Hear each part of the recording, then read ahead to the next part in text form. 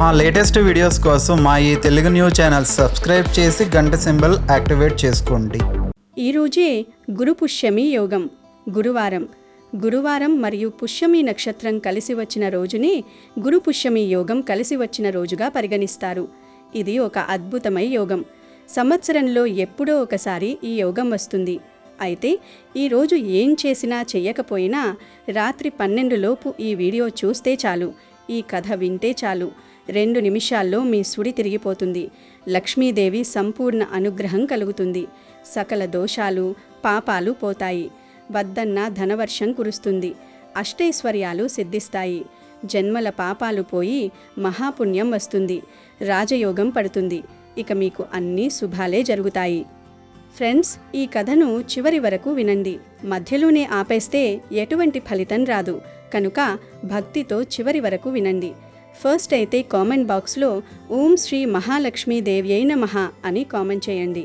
అలాగే ఈ వీడియోకి ఒక లైక్ కొట్టండి. మా ఛానల్ని కూడా సబ్స్క్రైబ్ చేసుకుని మాకు సపోర్ట్ చేయండి. ద్వారకానగరిలో ఒక ప్రశాంతమైన సాయంత్రం సముద్రపు అలల ఘోషం మృదువుగా వినిపిస్తుండగా శ్రీకృష్ణ పరమాత్మ తన మందిరంలో చిరునవ్వుతో ఆసీనుడై ఉన్నాడు. అప్పుడే అక్కడికి మహర్షి నారదుడు నారాయణ నారాయణ అంటూ ప్రవేశించాడు. నారదుడి ముఖంలో ఏదో ఒక సందేహం స్పష్టంగా కనిపిస్తోంది. అది గమనించిన కృష్ణుడు, నారద, లోక సంచారివి, నీవు తెలియని విశేషమేముంటుంది? కానీ నీ ముఖం చూస్తుంటే ఏదో అడగాలని తపిస్తున్నట్లు కనిపిస్తోంది. ఏమిటా సందేహం అని అడిగాడు. నారదుడు వినమ్ర నమస్కరించి, స్వామి, మర్త్యలోకంలో ఇప్పుడు ఒక వింత ధోరణి కనిపిస్తోంది. గురుపుష్య యోగం రాగానే జనమంతా బంగారం కొనడానికి పరుగులు తీస్తున్నారు. ఆ రోజు బంగారం కొంటేనే లక్ష్మీదేవి కటాక్షం లభిస్తుందని, సంపదలు పెరుగుతాయని అందరూ భావిస్తున్నారు. అసలు ఈ యోగం వెనుక ఉన్న అంతరార్థం ఏమిటి? కేవలం లోహాన్ని సేకరించడమే ఈ పవిత్ర దినం యొక్క ఉద్దేశమా అని అడిగాడు. అప్పుడు కృష్ణుడు మందహాసం చేస్తూ, నారద, మనుష్యులు బాహ్యమైన మెరుపులకి త్వరగా ఆకర్షితులవుతారు. కానీ గురుపుష్య యోగం యొక్క అసలైన పరమార్థం వేరే ఉంది. దీనిని వివరించడానికి నీకొక కథ చెబుతాను, విను అని చెప్పడం ప్రారంభించాడు. చాలా ఏళ్ల క్రితం ఒక చిన్న గ్రామంలో సోమన్న అనే ఒక కుమ్మరి ఉండేవాడు. అతడు చాలా పేదవాడు, కానీ అమాయకుడు, భక్తిపరుడు. తన చక్రం తిప్పుతూ మట్టి పాత్రలు చేయడం, వాటిని అమ్మి వచ్చిన కొద్దిపాటి సొమ్ముతో భార్య పార్వతమ్మతో కలిసి జీవించేవాడు. వారిద్దరికీ ఒక ఆవు ఉండేది. దాని పేరు గంగ. ఆ గంగ వారికి కేవలం పశువు మాత్రమే కాదు, వారి బిడ్డతో సమానం. సోమన్న దంపతులకు సంతానం లేదు. అందుకే ఆ గంగని తమ బిడ్డగా భావించి ఎంతో ప్రేమగా చూసేవారు. ఆ ఊరిలో మిగిలిన వారందరూ ధనవంతులు. ఒకసారి అరుదైన గురుపుష్య యోగం వచ్చింది. ఊరంతా హడావుడిగా ఉంది. అందరూ నగలు చేయించుకోవడానికి, బంగారు నాణాలు కొనడానికి పట్టణం వెడుతున్నారు. సోమన్న భార్య పార్వతమ్మ కూడా ఆ మాటలు విని భర్త దగ్గరకు వచ్చి, ఏమండి, రేపు గురుపుష్యమి కదా, ఊరిలో అందరూ బంగారం కొంటున్నారు. మనకంత స్తోమత లేకపోయినా కనీసం ఒక చిన్న ముక్కు పొడుగైనా కొందాం, లక్ష్మీదేవి కటాక్షిస్తుంది కదా అని అడిగింది. సోమన్న నవ్వి, పార్వతి, లక్ష్మీదేవి అంటే కేవలం బంగారం కాదు, లోకమాతకు మనం ఇచ్చే భక్తి, చేసే సేవ ముఖ్యం. మన దగ్గర ఉన్న ఆ మట్టినే నమ్మి మనం బతుకుతున్నాం. ఈ యోగం రోజున మనం బంగారం కొనలేకపోయినా మన శక్తి కొద్దీ ఎవరికైనా అన్నం పెడితే ఆ తల్లే సంతోషిస్తుంది అని నచ్చజెప్పాడు. భర్త మాటలకు పార్వతమ్మ తల ఊపింది. వారు ఆ రోజున ఏదో ఒక విధంగా లక్ష్మీదేవిని పూజించాలని, నలుగురికి అన్నం పెట్టాలని నిశ్చయించుకున్నారు. గురు పుష్య యోగం రోజు రానే వచ్చింది. సోమన్న తెల్లవారుజామునే లేచి గంగను శుభ్రంగా కడిగి మట్టితో చేసిన చిన్న లక్ష్మీ ప్రతిమను పీఠంపై ఉంచి అడవి నుండి తెచ్చిన పూలతో అలంకరించాడు. వారి దగ్గర ఉన్న కొద్దిపాటి బియ్యం, గంగ ఇచ్చిన పాలు కలిపి పరమాన్నం వండారు. ఆ పరమాన్నాన్ని అమ్మవారికి నివేదించి ఇంటి ముందు ఎదురు చూడసాగారు. తమకు ఉన్న కొద్దిపాటి ఆహారాన్ని ఎవరికైనా వడ్డించాలని వారి ఆశ. అప్పుడే మధ్యాహ్న సమయానికి ఎండ తీవ్రంగా ఉన్న వేళ ఒక ముత్తైదువ రూపంలో ఒక ఆవిడ వారింటి ముందుకు వచ్చింది. ఆమె రూపం సామాన్యంగా ఉంది, కానీ ఆమె కళ్ళలో ఒక వింతైన మెరుపు ఉంది. ఆమె చాలా అలసిపోయినట్లు నటిస్తూ, బాబు, చాలా ఆకలిగా ఉంది, తాగడానికి నీరు, తినడానికి కాస్త అన్నం పెడతారా అని అడిగింది. సోమన్న దంపతులు ఆమెను ఎంతో సాదరంగా ఆహ్వానించారు. పార్వతమ్మ ఆమె కాళ్ళు కడుక్కోవడానికి నీరు ఇచ్చి ఇంటి లోపలికి తీసుకెళ్లి కూర్చోపెట్టింది.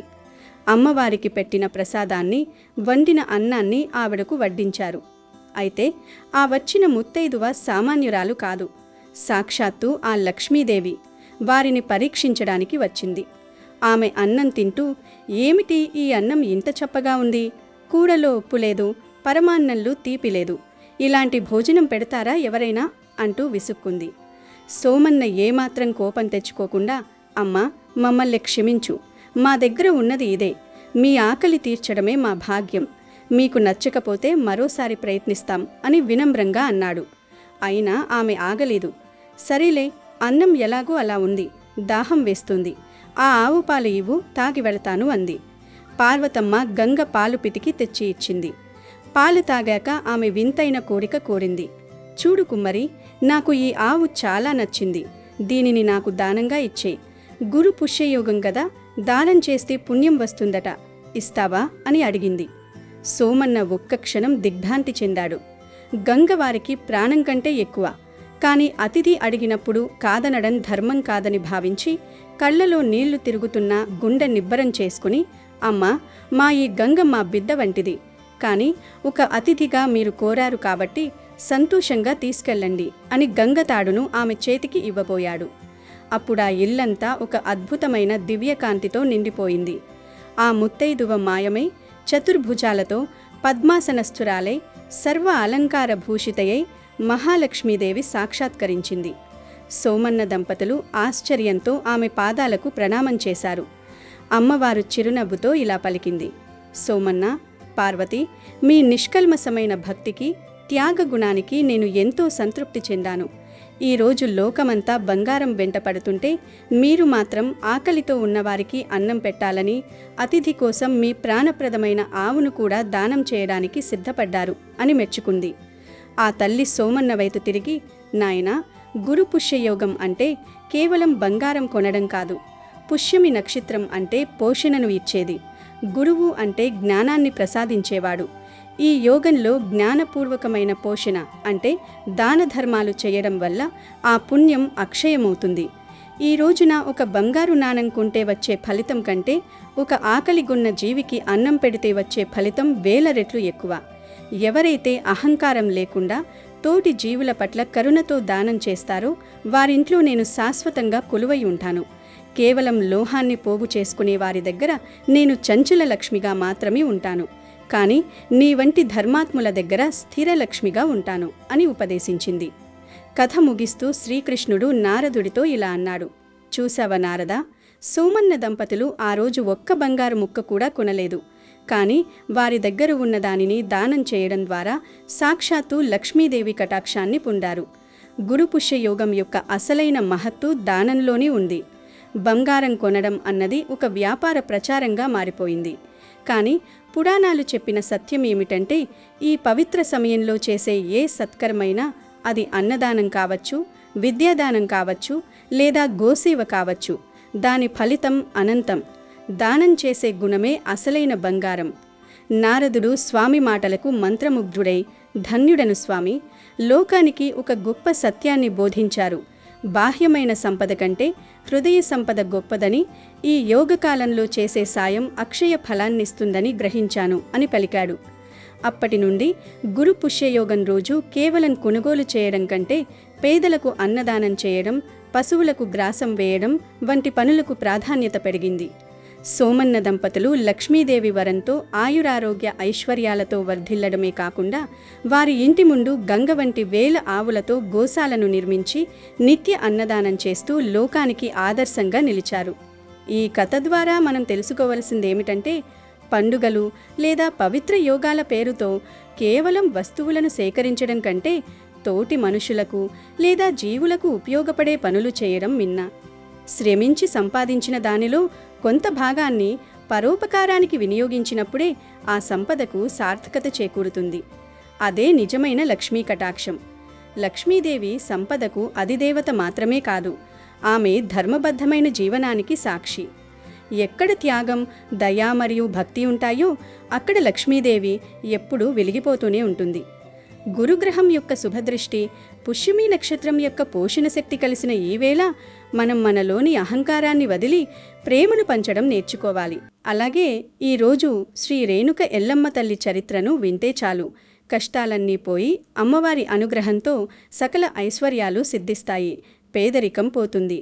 భారతీయ పురాణేతిహాసాలలో పతివ్రత శిరోమణిగా అపార శక్తి స్వరూపిణిగా వెలుగొందిన దివ్యమూర్తి రేణుకాదేవి. ఆమె కథ కేవలం ఒక రాజకుమారి జీవితానికి సంబంధించినది కాదు. అది భక్తి, తపస్సు, విధి వైపరీత్యం మరియు ఒక సామాన్య స్త్రీ విశ్వమాతగా రూపాంతరం చెందిన పరమ పవిత్ర గాథ. పురాణాల ప్రకారం రేణుకాదేవి ఒక అద్భుతమైన దివ్య గుణాలు కలిగిన రాజకుమార్తెగా ఈ భూమిపై జన్మించింది. ఆమె మానవ గర్భాన జన్మించని అయోనిజ. పూర్వం ప్రసేలజిత్తు అనే మహారాజు సంతానం కోసం నిష్ఠతో అనేక యజ్ఞయాగాదులు, కఠోరమైన తపస్సు ఆచరించాడు. ఆ తపోబలానికి, యజ్ఞ ఫలానికి ప్రసన్నుడైన భగవంతుని అనుగ్రహంతో యజ్ఞకుండం నుండి ఒక తేజోమయమైన శిశువుగా రేణుకాదేవి ఆవిర్భవించింది. చిన్నతనం నుంచే ఆమె అసాధారణ సౌందర్యవతిగా, మధుర స్వభావంతో పెరిగింది. కేవలం బాహ్య సౌందర్యమే కాకుండా సమస్త విద్యలను ఎంతో నైపుణ్యంతో నేర్చుకుంది. ఆమె సంస్కారం, వినయం, నిరంతర దైవచింతన మరియు తపోగుణాలు అన్ని రాజ్యాలలోనూ ఎంతో ప్రసిద్ధి చెందాయి. మరొక వైపు సప్తర్షులలో ఒకరైన జమదగ్ని మహర్షి త్రిలోకాలలోనూ తన తపోబలంతో ప్రఖ్యాతిగాంచారు. ఆయన రుచిక మహర్షి మరియు సత్యవతీ దేవిల పుత్రుడు. జమదగ్ని మహర్షి కేవలం బ్రాహ్మణ తేజస్సుకే పరిమితం కాలేదు. ఆయన రక్తంలో క్షత్రియ పరాక్రమం కూడా ప్రవహించేది. ఎందుకంటే ఆయన తల్లి సత్యవతి ఒక క్షత్రియ కన్య. అందువల్లనే జమదగ్ని మహర్షిలో అద్భుతమైన వేద జ్ఞానంతో పాటు క్షత్రియులకు ఉండే అజేయమైన పరాక్రమం, ధైర్యం, సమన్వయమే కనిపించేవి. ప్రసేనజిత్తు మహారాజు తన కుమార్తె అయిన రేణుకకు తగిన వరుడిని అన్వేషిస్తున్న సమయంలో జమదగ్ని మహర్షి యొక్క తపోమహిమను, సదాచారాన్ని గురించిన వార్తలు విన్నారు. ఇంతటి దివ్య తేజస్వి, జ్ఞాని అయిన మహర్షి కంటే తన కుమార్తెకు ఉత్తమమైన వరుడు మరెవ్వరూ ఉండరని ఆ మహారాజు గట్టిగా నిశ్చయించుకున్నాడు. స్వయంవర సమయం ఆసన్నమైనప్పుడు ఎందరో రాజులు, యువరాజులు విచ్చేసినప్పటికీ రేణుక తన అంతరంగ దృష్టితో జమదగ్ని మహర్షిని చూసి మనసారా భర్తగా స్వీకరించింది. ఆమెకు బాహ్య భోగభాగ్యాల కంటే మహర్షి అంతరంగంలో వెలిగే తపోతేజస్సు, ఆత్మిక ఉన్నతత్వమే ముఖ్యమనిపించింది. జమదగ్ని మహర్షి కూడా రేణుకాదేవిలో ఉన్న అనన్యమైన పాతివ్రత్య లక్షణాలను, సేవానిరతిని గుర్తించి ఆమెను తన అర్ధాంగిగా స్వీకరించడానికి సమ్మతించారు. వైదిక సంప్రదాయాల ప్రకారం వేద మంత్రాల సాక్షిగా వారి వివాహం అత్యంత వైభవంగా జరిగింది. వివాహానంతరం రేణుకాదేవి రాజభవన సుఖాలను వదిలి జమదగ్ని మహర్షితో కలిసి అరణ్యాల మధ్య ఉన్న ఆశ్రమంలో నివసించడం ప్రారంభించింది. ఆ ఆశ్రమం ఎత్తైన పర్వతాల మధ్య కలకలలాడే నదీ తీరాన ప్రకృతి రమణీయతతో అలరారుతుండేది. అక్కడ జమదగ్ని మహర్షి నిరంతరం తపస్సు చేస్తూ తన శిష్యులకు జ్ఞానబోధ చేస్తుండగా రేణుకాదేవి పరమ పవిత్రమైన మనస్సుతో భర్త సేవలోనూ, ఆశ్రమ పరిచర్యల్లోనూ నిమగ్నమై ఉండేది. రేణుకాదేవి పాతివ్రత్య శక్తి ఎంతటి అపారమైనదో చెప్పడానికి ప్రతిరోజు ఆశ్రమంలో జరిగే ఒక అద్భుత సంఘటనే నిదర్శనం. నిత్యం ఉదయాన్నే జమదగ్ని మహర్షి పూజా కార్యక్రమాలకు, యజ్ఞాలకు నీరు తీసుకురావడం రేణుకాదేవి బాధ్యత. అయితే ఆమె సామాన్యమైన పాత్రలలో నీరు తెచ్చేది కాదు. ప్రతిరోజు తెల్లవారుజామునే నదికి వెళ్ళి అక్కడ నది ఒడ్డున ఉన్న పచ్చి ఇసుకతో, తడి మట్టితో ఒక కుండను తన చేతులతో క్షణాల మీద రూపొందించేది. ఆ కుండను అగ్నిలో కాల్చవలసిన అవసరం ఉండేది కాదు. కేవలం ఆమె పాతివ్రత్య మహిమ వల్లనే ఆ పచ్చి మట్టి కుండ నీటిని మోయగలిగేలా దృఢంగా మారిపోయేది. అంతటితో ఆగకుండా నదిలో నివసించే ఒక దివ్యమైన నాగుపాము ఆమె పవిత్రతను గుర్తించి ప్రతిరోజు ఆమె తయారు చేసిన ఆ పచ్చి మట్టి కుండకు చుట్టుకొని ఒక కుదురులా నిలిచేది. రేణుకాదేవి ఆ కుండను నదీ జలాలతో నింపి ఆ సర్పమే ఆధారంగా తలపై ఉంచుకుని ఎంతో సౌమ్యమైన చిరునవ్వుతో ఆశ్రమానికి నడిచి వచ్చేది. పచ్చి మట్టి కుండ నుండి ఒక్క చుక్క నీరు కూడా కార్చేది కాదు. ఈ అద్భుతాన్ని చూసిన వారెవ్వరైనా ఆమె తపోశక్తికి, పతిభక్తికి జోహార్లు అర్పించకుండా ఉండలేకపోయేవారు. కాలక్రమేణా జమదగ్ని మహర్షి మరియు రేణుకాదేవి దంపతులకు 5 కుమారులు జన్మించారు. వారిలో జ్యేష్ఠపుత్రుడు రోమవంతుడు. ఆయన వేదాధ్యయనంలో మహానిష్ణాతుడు. 2వ కుమారుడు సుషేనుడు, ధనుర్విద్యలో అజేయుడు. 3వవాడు వసుడు, యోగ సాధనలో నిరంతరం మునిగి ఉండేవాడు. 4వ కుమారుడు విశ్వావసుడు, ఆయుర్వేదంలో మరియు ప్రకృతి రహస్యాలను గ్రహించడంలో గొప్ప ప్రావీణ్యం సంపాదించాడు.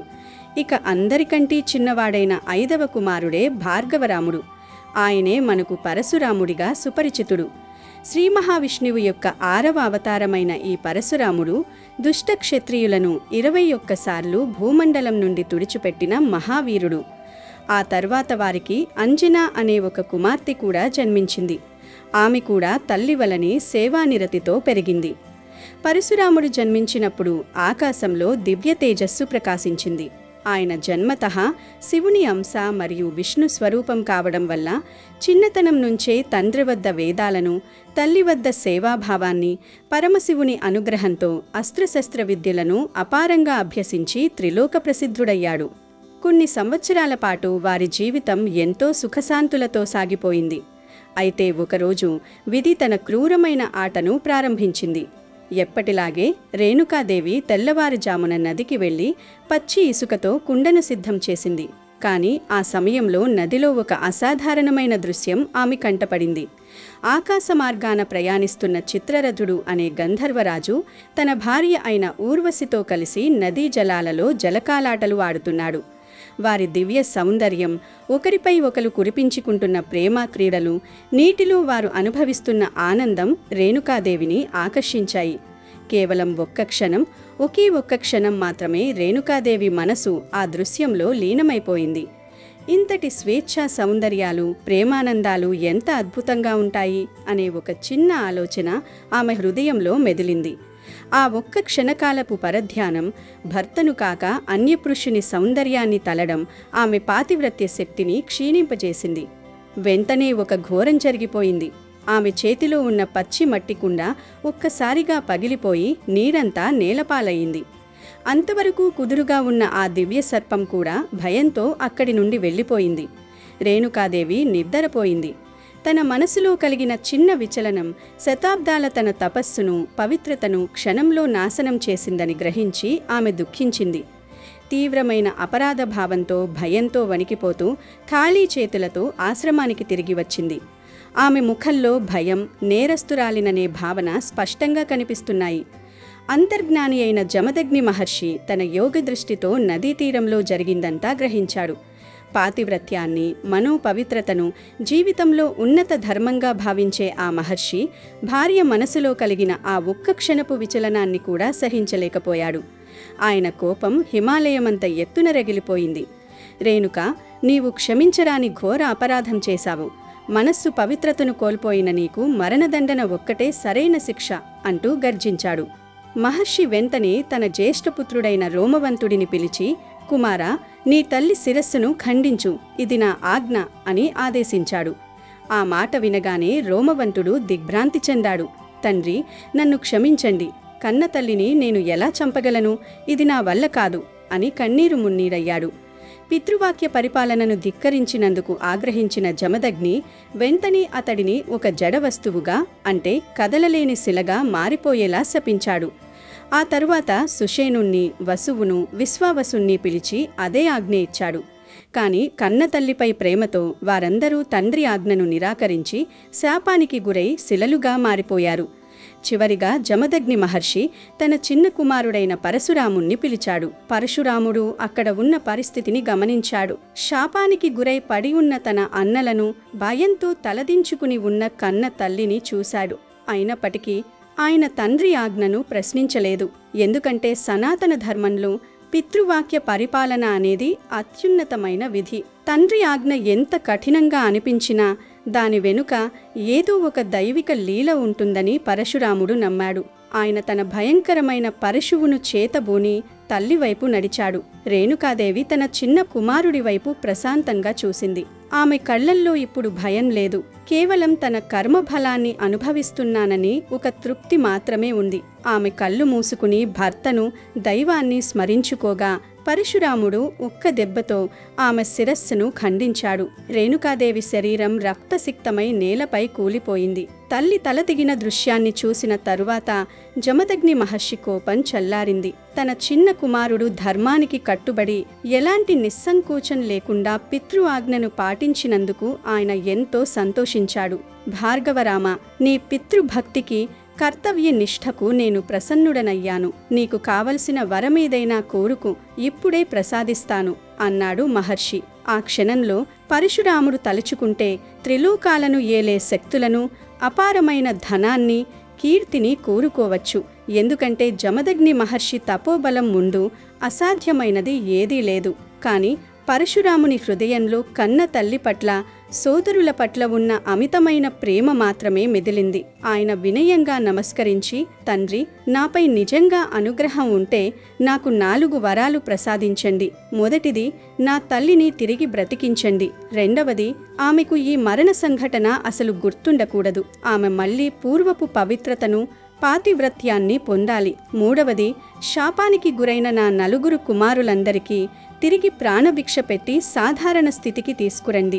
4వది, కన్న తల్లిని చంపిన మహాపాపం నాకు చుట్టుకోకుండా నన్ను అనుగ్రహించండి అని వేడుకున్నాడు. కుమారుని యొక్క నిస్వార్థమైన ప్రేమను, బుద్ధి కుశలతను చూసి జమదగ్ని మహర్షి ఆశ్చర్యపడి ఎంతో గర్వపడ్డాడు. అపారమైన శక్తులు పొందే అవకాశమున్నా కేవలం కుటుంబ సంక్షేమాన్ని కోరుకున్న పరశురాముడిని అభినందిస్తూ తథాస్తు అని పలికాడు. మరుక్షణమే అక్కడ ఒక అద్భుతం జరిగింది. నేలపై పడి ఉన్న రేణుకాదేవి శరీరం తిరిగి జీవం పోసుకుంది. ఆమె మునుపటి కంటే మిన్నగా దివ్య తేజస్సుతో, పవిత్రతతో లేచి కూర్చుంది. ఆమెకు జరిగిన దారుణమేదీ గుర్తులేదు. అలాగే శిలలుగా మారిన ఆమె 4 కుమారులు తిరిగి తమ పూర్వ రూపాలను పొంది సంతోషంతో లేచారు. ఆశ్రమంలో మళ్లీ ఆనందహేళ విరిసింది. కాని ఈ సంఘటన తరువాత రేణుకాదేవిలో ఒక అద్భుతమైన మార్పు వచ్చింది. మరణాన్ని జయించి పునరుజ్జీవనం పొందిన ఆమె ఇక ఎంతమాత్రం ఒక సామాన్య మానవ స్త్రీగా మిగలలేదు. ఆమె ఒక దివ్యమైన స్థితిని అందుకుని విశ్వానికే రక్షకురాలైన దేవతగా రూపాంతరం చెందింది. ఈ రూపంలోనే ఆమెకు ఎల్లమ్మ అనే నామకరణం చేయబడింది. ఎల్ల అంటే సమస్తమైన అని, అమ్మ అంటే తల్లి అని అర్థం. అంటే సకల చరాచర సృష్టికి, సర్వ జీవరాశులకు ఆమె జగన్మాతగా నిలిచింది. కాలక్రమేణా ప్రజలు ఆమెను వివిధ ప్రాంతాలలో రేణుక ఎల్లమ్మ అని, పరశురామ జనని అని, జగదంబిక అని, చౌడమ్మ అని, మరియమ్మ అని భిన్న నామాలతో పూజించడం ప్రారంభించారు.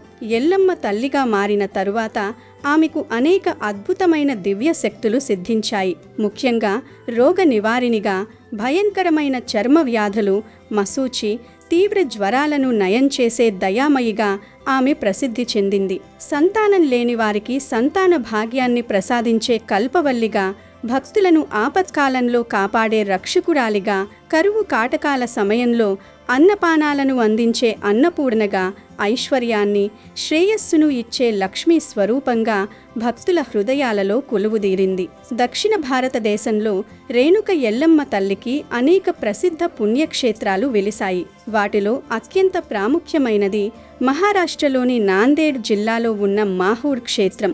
ఇది భారతదేశంలో 51 శక్తిపీఠాలలో ఒకటిగా విరాజిల్లుతోంది. పరశురాముడు తల్లి శిరస్సును ఖండించినప్పుడు ఆమె తలభాగం ఇక్కడే పడిందని భక్తుల నమ్మకం. ఇక్కడి కొండపై రేణుకాదేవి స్వయంభూమూర్తిగా కొలువై ఉండి చైత్ర శరన్నవరాత్రుల సమయంలో వేలాది మంది భక్తుల పూజలు అందుకుంటుంది. అలాగే కర్ణాటకలోని బెళగావి జిల్లాలో ఉన్న సౌందర్తి క్షేత్రం మరొక మహిమాన్వితమైన ఆలయం. పూర్వం జమదగ్ని మహర్షి ఆశ్రమం ఇక్కడే ఉండేదని, పరశురాముడు తల్లిని వధించిన ప్రదేశం ఇదేనని స్థానికులు నమ్ముతారు. ఇక్కడ ప్రతి సంవత్సరం మాఘ పౌర్ణమి నాడు జరిగే జాతరకు లక్షలాది మంది భక్తులు తరలివస్తారు.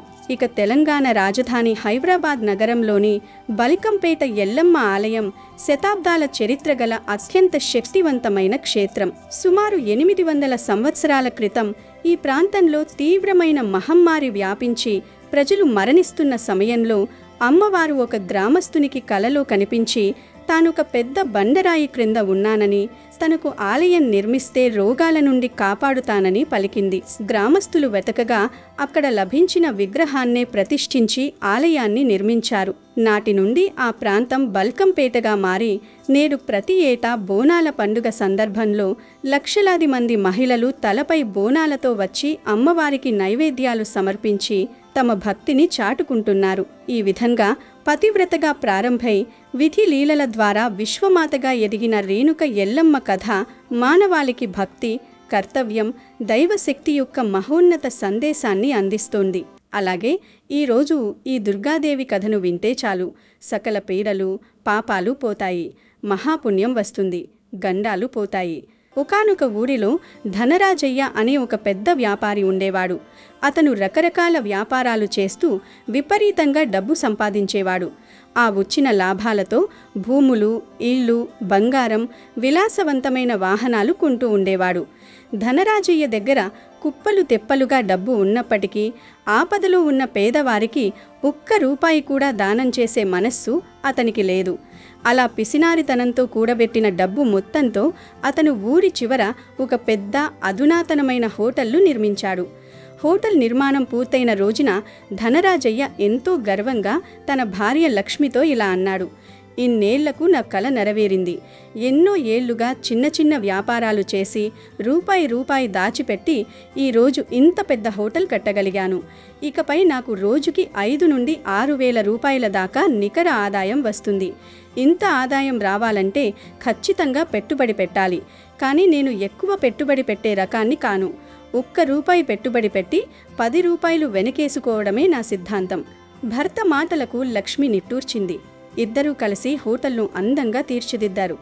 ఎటు చూసినా పచ్చటి మొక్కలు, రకరకాల పద్ధతుల్లో కుర్చీలు, బల్లలు వేయించారు. హోటల్ అంతా సిద్ధమైంది. కానీ వంట మనుషులు, పనివాళ్లు దొరకడమే ఆలస్యం. అప్పుడు లక్ష్మి, వెతికితే ఎవరో ఒకరు పనివాళ్లు తప్పకుండా దొరుకుతారండి.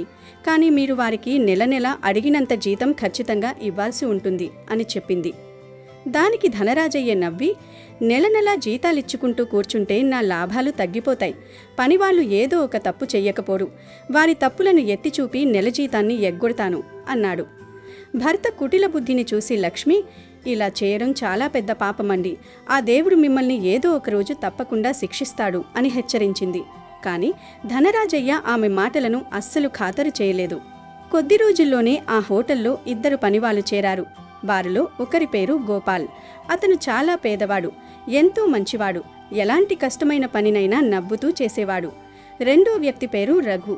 అతను కొంచెం కోపిష్టి కావడంతో ధనరాజయ్య పెట్టే వేధింపులకు, అతని పిసినారితనానికి తట్టుకోలేక కొద్ది రోజులకే పని మానేసి వెళ్ళిపోయాడు. ఇక హోటల్ పని భారం మొత్తం గోపాల్ పైనే పడింది. ఒకరోజు లక్ష్మి గోపాల్ను చూసి, ఏంటయ్యా గోపాల్, ఒక్కడివే ఇంత పని ఎలా చేయగలవు? మీ అయ్యగారితో వేగడం చాలా కష్టం. నాకంటే తప్పదు. నువ్వు వేరే ఉద్యోగం చూసుకోవచ్చుగా అంది. అప్పుడు గోపాల్ కన్నీళ్లు పెట్టుకుంటూ, లేదమ్మా, ప్రస్తుతం నాకు ఈ ఉద్యోగం చాలా అవసరం. మా అమ్మ మంచాన పడి ఉంది. ఆమెకు వైద్యం చేయించడానికి ప్రతిరోజు ఖరీదైన మందులు కొనాలి. నాకు వేరే ఉద్యోగం వెతుక్కునేంత సమయం కూడా లేదు. అందుకే ఇక్కడ ఇన్ని కష్టాలు భరిస్తున్నాను అని తన బాధను చెప్పుకున్నాడు. గోపాల్ బలహీనతను తెలుసుకున్న ధనరాజయ్య అతన్ని మరింత హింసించడం మొదలుపెట్టాడు. ఒకరోజు గోపాల్ చట్నీ రుబ్బుతుండగా ధనరాజయ్య వచ్చి, గోపాల్, ఆ చట్నీలో 1 లీటరు నీళ్లు కలిపాయి అన్నాడు. గోపాల్ ఆశ్చర్యపోయి, అయ్యా, చట్నీ చాలా తక్కువగా ఉంది. ఇందులో లీటరు నీళ్లు పోస్తే అది మజ్జిగలా అయిపోతుంది. రుచి అస్సలు బాగోదు. కస్టమర్లు రారు అన్నాడు. దానికి ధనరాజయ్య కోపంతో ఊగిపోతూ, నేను ఈ హోటల్ యజమానిని. నేను చెప్పింది చెయ్యడం నీ బాధ్యత. చెప్పినట్టు చెయ్యి, లేకపోతే ఉద్యోగంలోంచి తీసేస్తాను అని బెదిరించాడు. అలా రోజులు గడుస్తున్నా ధనరాజయ్య గోపాల్కు జీతం ఇవ్వలేదు. నెల తిరిగి 10 రోజులు దాటినా జీతం ఇవ్వకపోవడంతో గోపాల్ ధైర్యం చేసి, అయ్యా, ఈరోజు నెల 10వ తేదీ వచ్చింది. 1వ తేదీన ఇవ్వాల్సిన జీతం ఇంతవరకు ఇవ్వలేదు. నా అమ్మ మందుల కోసం డబ్బులు కావాలి. దయచేసి నా జీతం ఇవ్వండి అని వేడుకున్నాడు. దానికి ధనరాజయ్య క్రూరంగా నవ్వి, నువ్వు పోయిన నెలలో చట్నీలో నేను లీటరు నీళ్లు కలపమంటే 1/2 లీటర్ మాత్రమే కలిపావు. నా మాట విననందుకు ఈ నెల నీకు జీతం లేదు అని తేల్చి చెప్పాడు. గోపాల్ ఎంతో నొచ్చుకున్నాడు. అతను దుర్గాదేవికి పరమభక్తుడు. ఆ రాత్రి ఇంటికి వెళ్ళి అమ్మవారి పటం ముందు మూకరిల్లి, అమ్మ దుర్గమ్మ, ఎంత కష్టపడినా చేతికి పైసా అందడం లేదు, నా అమ్మను నువ్వు ఎలాగైనా కాపాడాలి తల్లి అని కన్నీరు మున్నీరుగా ప్రార్థించాడు.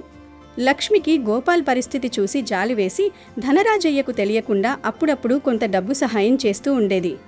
ఒకరోజు రంగయ్య అనే కస్టమర్ హోటల్కు వచ్చాడు. ధనరాజయ్య నిన్నటి మిగిలిపోయిన ఆహారాన్ని వేరు చేసి అతనికి వడ్డించమన్నాడు.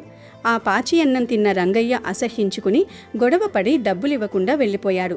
ఇది చూసి గోపాల్, చూశారయ్యా, నిన్నటి అన్నం పెట్టవద్దని చెప్పినా వినలేదు, ఇప్పుడేమైంది అన్నాడు. ఆ మాటలకు ధనరాజయ్యకు విపరీతమైన కోపం వచ్చి గోపాల్ను గట్టిగా కుట్టాడు.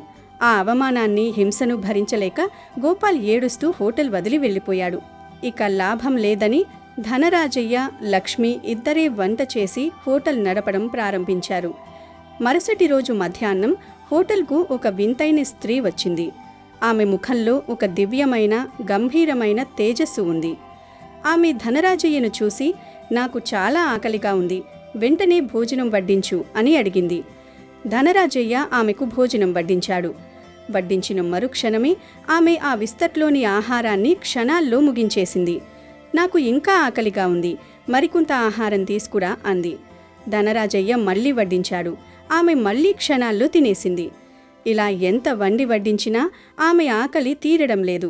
హోటల్లో ఉన్న రేషన్, కూరగాయలు అన్నీ అయిపోయాయి. ధనరాజయ్య తన ఇనుప పెట్టెలో ఉన్న డబ్బునంతా తీసి బయట నుండి సరుకులు తెప్పించి వండించాడు.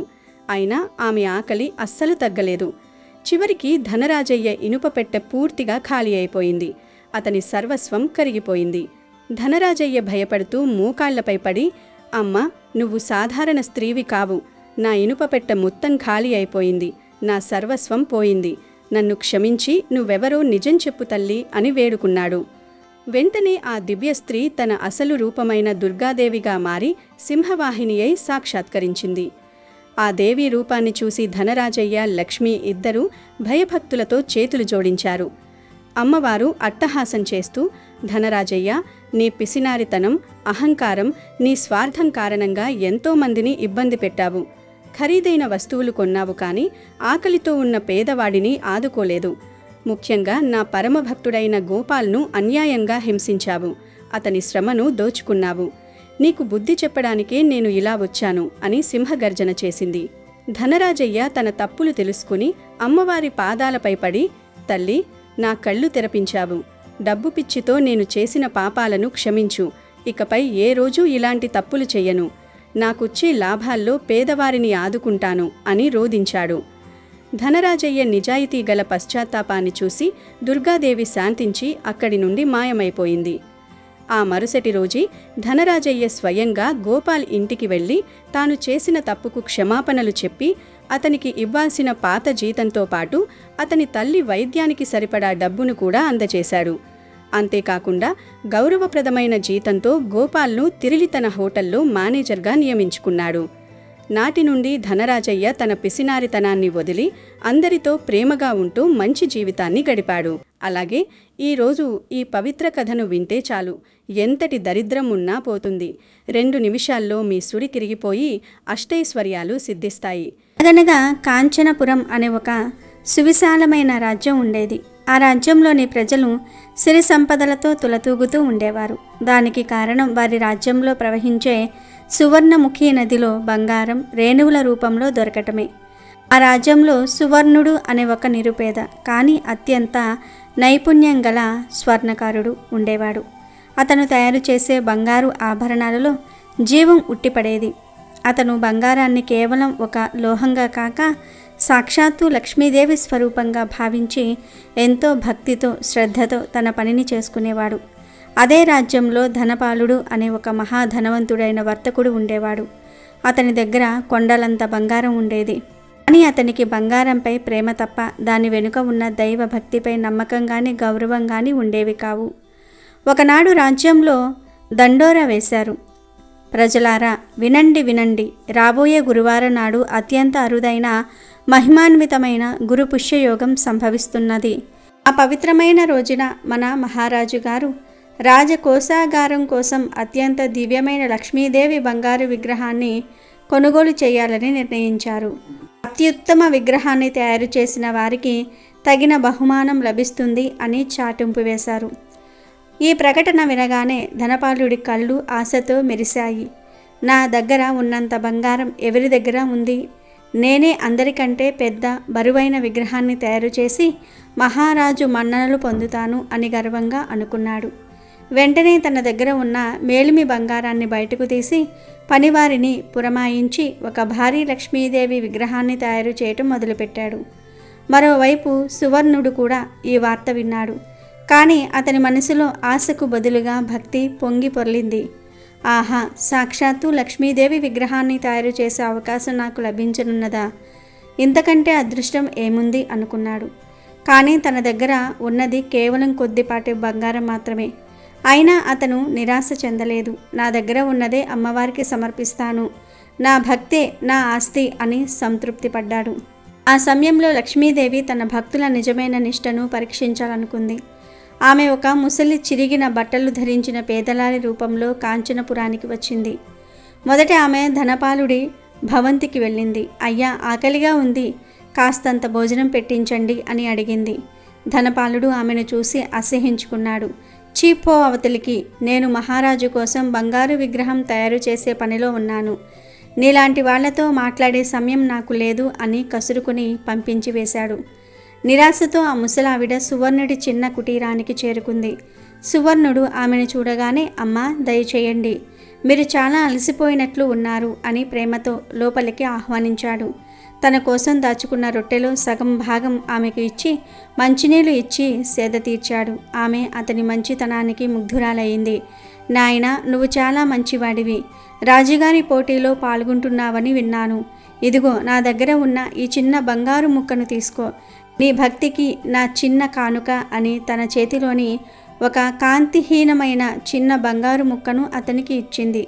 సువర్ణుడు ఆశ్చర్యపోయాడు. కానీ ఆ తల్లి ప్రేమను కాదనలేక వినయంగా స్వీకరించాడు.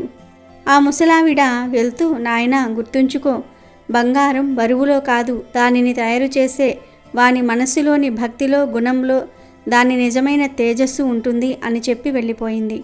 గురుపుష్యయోగం రోజు రానే వచ్చింది. సువర్ణుడు రాత్రంతా మేల్కొని ఆ ముసలావిడ ఇచ్చిన చిన్న బంగారు ముక్కతోనే విగ్రహాన్ని తయారు చేయటం ప్రారంభించాడు. అతను ఆ బంగారాన్ని కరిగిస్తున్నప్పుడు అతని కళ్ళ నుండి ఆనంద బాష్పాలు రాలాయి. అతని ప్రతి శ్వాసలో లక్ష్మీదేవి నామస్మరణే ఉంది.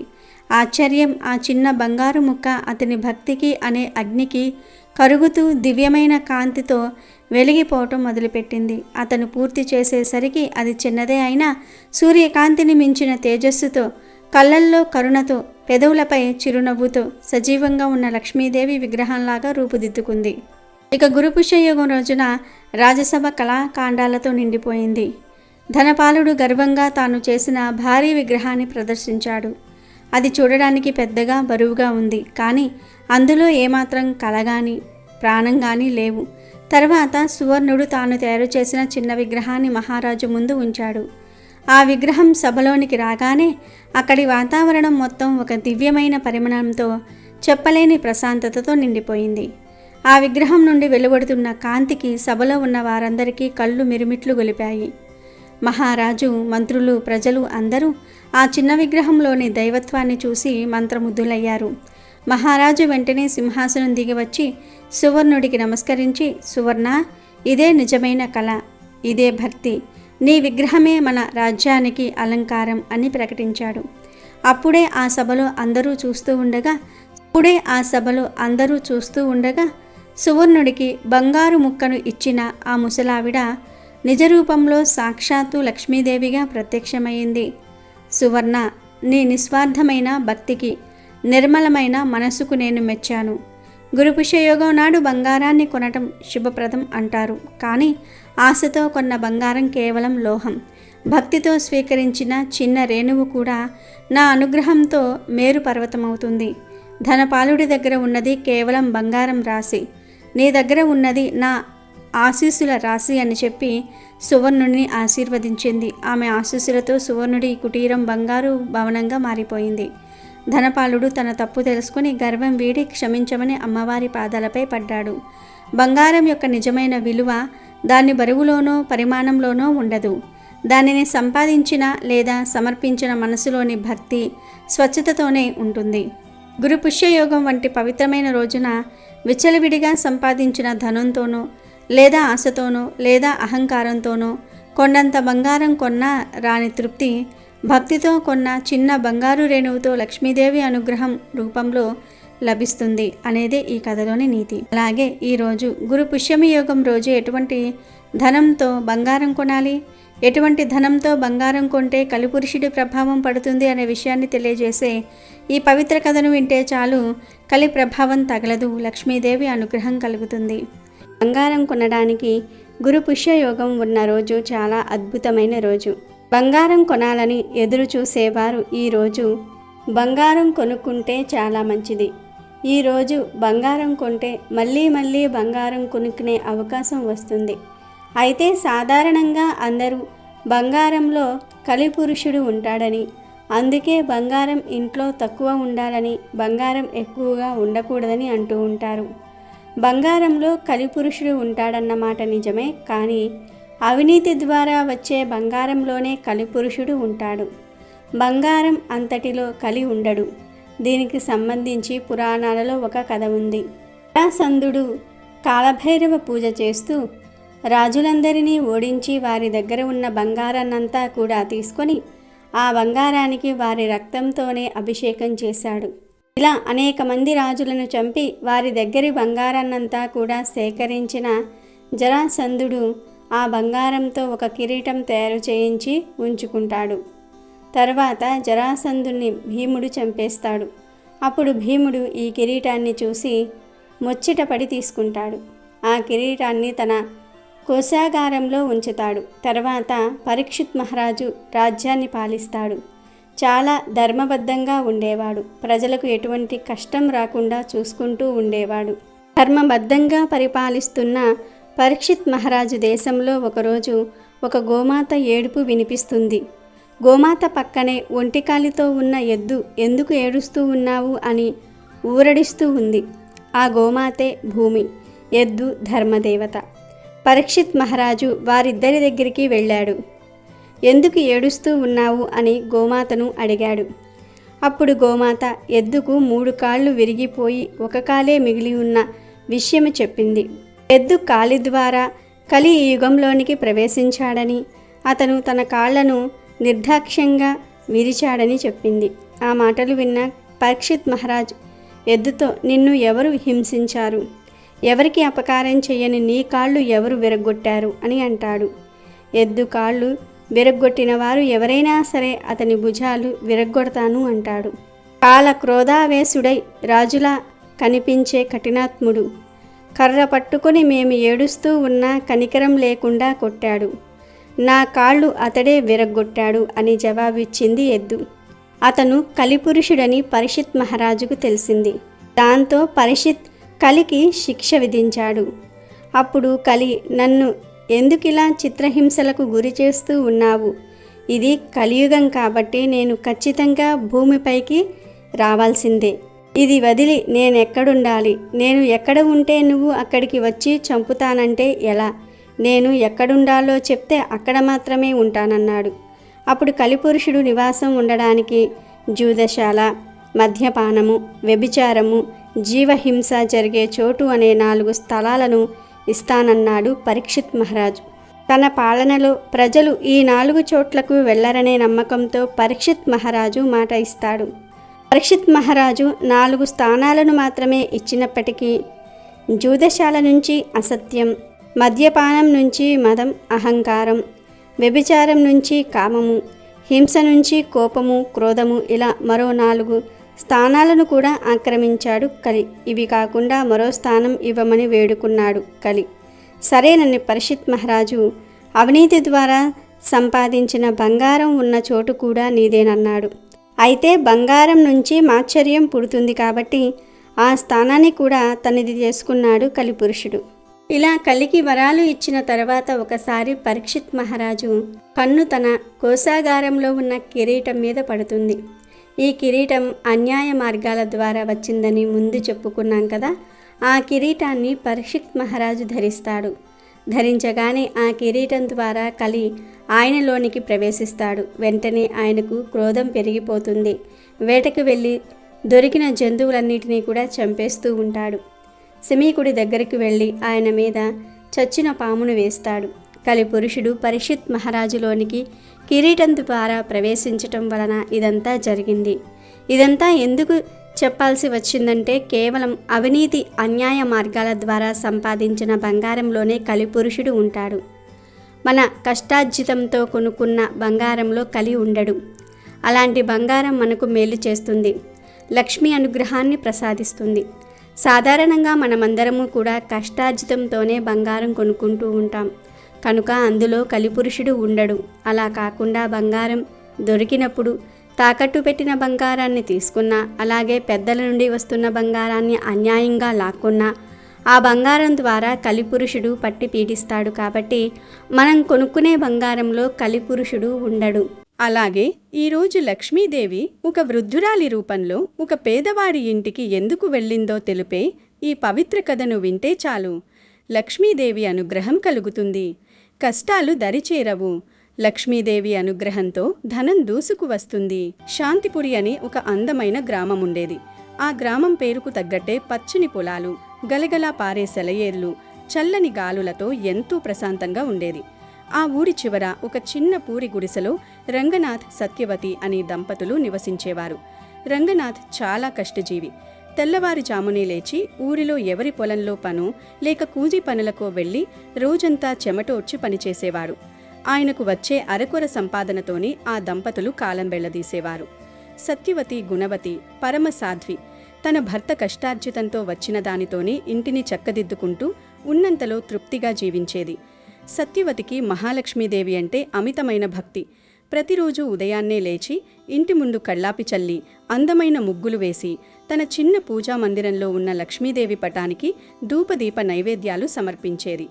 వారిది పేదరికం కావచ్చు, కానీ వారి మనస్సులు మాత్రం చాలా విశాలమైనవి. ఆకలి అని తమ ఇంటికి ఎవరు వచ్చినా తాము తినబోయే ఆ కాస్త అన్నాన్ని కూడా వారికి పెట్టి ఆనందించే గొప్ప సంస్కారం వారిది. అదే గ్రామానికి అధికారిగా ధనంజయుడు ఉండేవారు. పేరుకు తగ్గట్టే ఆయన వద్ద అపారమైన ధన సంపదలు ఉండేవి. ఆయన భార్య కనకం. ఆ దంపతులకు సిరి సంపదలు ఉన్నాయే కానీ ఇతరులకు సహాయం చేసే గుణం మాత్రం అస్సలు లేదు. పైగా వారికి గర్వం, అహంకారం తలకెక్కి ఉండేవి. పేదవారిని చూస్తే చులకన భావం, వారిని అవమానించడం ధనంజయుడికి ఒక అలవాటుగా మారింది. తన భవంతి ముందు ఎవరైనా పేదవారు కనిపించినా చాలు వారిని అక్కడి నుంచి తరిమివేయమని సేవకులను ఆజ్ఞాపించేవాడు. కనకం కూడా భర్తకు తగ్గట్టే విలాసాల్లో మునిగి తేలుతూ తన నగలు, చీరల ప్రదర్శనతోనే కాలం గడిపేది. ఒకరోజు ఉదయం ధనంజయుడు తన విశాలమైన మేడమెట్ల మీద కూర్చుని ఉండగా అతని ముఖ్య అనుచరుడు మల్లన్న అక్కడికి వచ్చాడు. మల్లన్నను చూడగానే ధనంజయుడు ఎంతో గర్వంగా, "ఏమిటి మల్లన్న, నేను చెప్పిన పని ఎంతవరకు వచ్చింది?" అని అడిగాడు. దానికి మల్లన్న వినయంగా వంగి దండం పెట్టి, "అయ్యా, మీరు చెప్పినట్టే ఊరంతా తిరిగి చూశాను. మన ఊరి మధ్యలో ఉన్న ఆ ఖాళీ స్థలంలో ఒక భారీ అతిథి గృహాన్ని నిర్మిస్తే ఈ చుట్టుపక్కల 100 గ్రామాల్లో మీ పేరు మారుమోగిపోతుంది. కానీ అక్కడ ఒక చిన్న ఇబ్బంది ఉంది" అని ఆగిపోయాడు. ధనంజయుడు కనుబొమ్మలు ముడిచి, "ఏమిటా ఇబ్బంది? నా దారికి అడ్డువచ్చే మొనగాడెవడి ఈ ఊరిలో?" అని గర్జించాడు. "అయ్యా, ఆ స్థలంలో రంగనాథ్, సత్యవతి దంపతుల పూరి గుడిసు ఉంది. వారక్కడ తరతరాలుగా నివసిస్తున్నారు" అని చెప్పాడు మల్లన్న.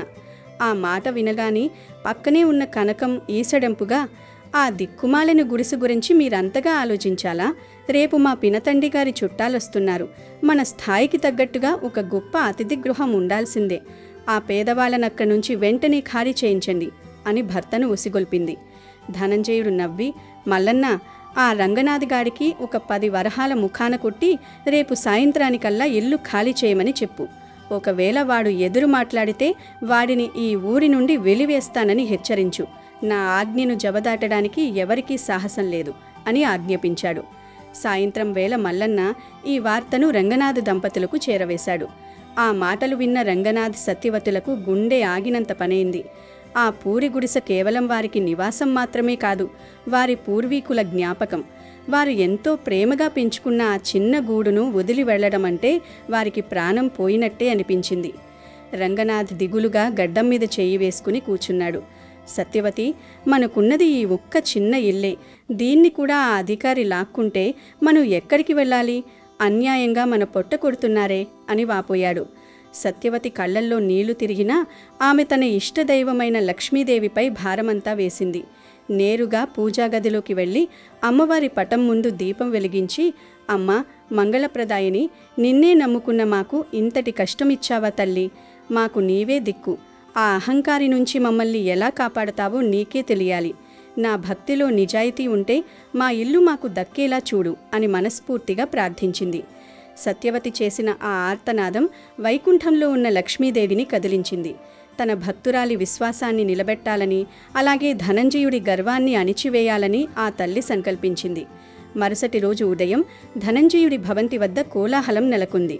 తన వైభవాన్ని చాటుకోవడానికి అతను లక్ష్మీ కుబేర యాగం ఏర్పాటు చేశాడు.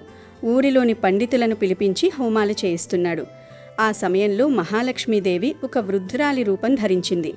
ఒళ్లంతా ముడతలు పడి చిరిగిన బట్టలతో చేతిలో ఒక కర్ర పట్టుకుని నీరసంగా ధనంజయుడి ఇంటి ముందు నిలబడింది. బాబు, ఆకలిగా ఉంది. 3 రోజులుగా కడుపులో పచ్చడి మిటుకు కూడా లేదు. దయచేసి కాస్త అన్నం పెట్టి పుణ్యం కట్టుకోండి అని దీనంగా అడిగింది. ఆ సమయంలో హోమగుండం వద్ద కూర్చున్న కనకం ఆ వృద్ధురాలిని చూసి ముఖం చిట్లించుకుంది. చీచి, ఇక్కడికెందుకొచ్చావు ముసల్దానా? పవిత్రమైన యాగం జరుగుతుంటే ఈ అపవిత్ర రూపంతో ఇక్కడ నిలబడతావా? వెంటనే ఇక్కడి నుంచి వెళ్ళిపో. సోము, ఈమెనిక్కడి నుంచి గెంటివేయండి అని కేకలు వేసింది.